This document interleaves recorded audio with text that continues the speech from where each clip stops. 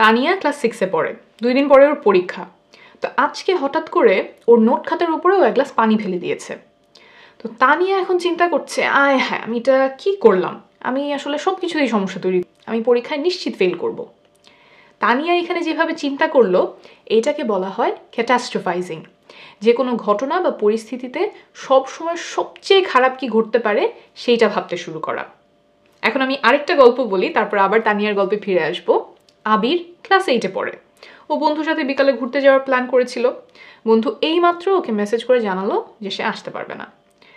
আবির এখন চিন্তা করছে, কেউ আমার সাথে সময় কাটাতে চায় না, আমার জীবনে কখনোই কোনো বন্ধু হবে না, জীবনটা আমার একা একাই কাটবে।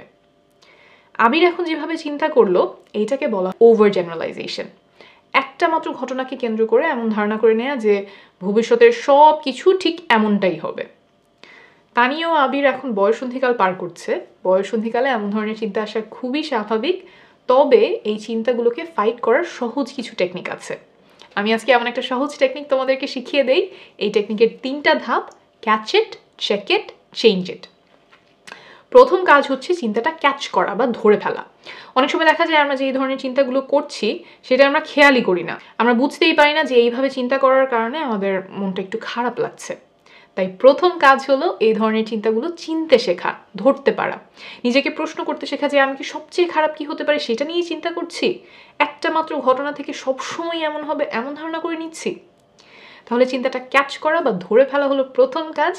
দ্বিতীয় কাজ হচ্ছে চেক করা যে আমার ধারণাটা কি আসলেই সত্য বা এর কি কোনো প্রমাণ আছে। যেমন পানি ফেলে হয়তো আমি নোট খাতাটা ভিজিয়ে ফেলেছি, কিন্তু আমি তো আসলে সব কিছু এইভাবে ফেলে দিই না বা নষ্ট করে ফেলি না। একটা জিনিসে ভুল করলেও আমি তো অন্য 10টা, 100টা, 1000টা জিনিস ঠিক করে করতে পারছি।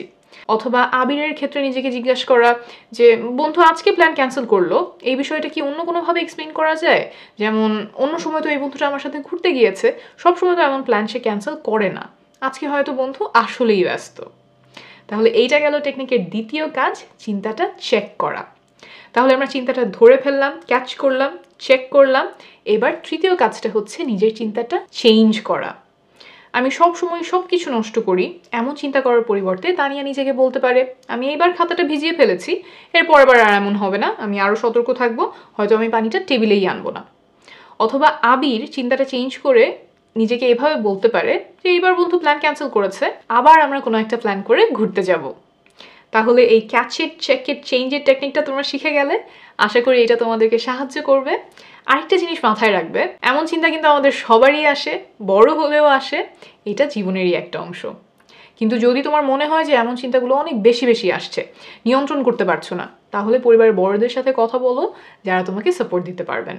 প্রয়োজনে একজন মানসিক স্বাস্থ্য বিশেষজ্ঞের পরামর্শ নিতে সাহায্য করতে পারবেন।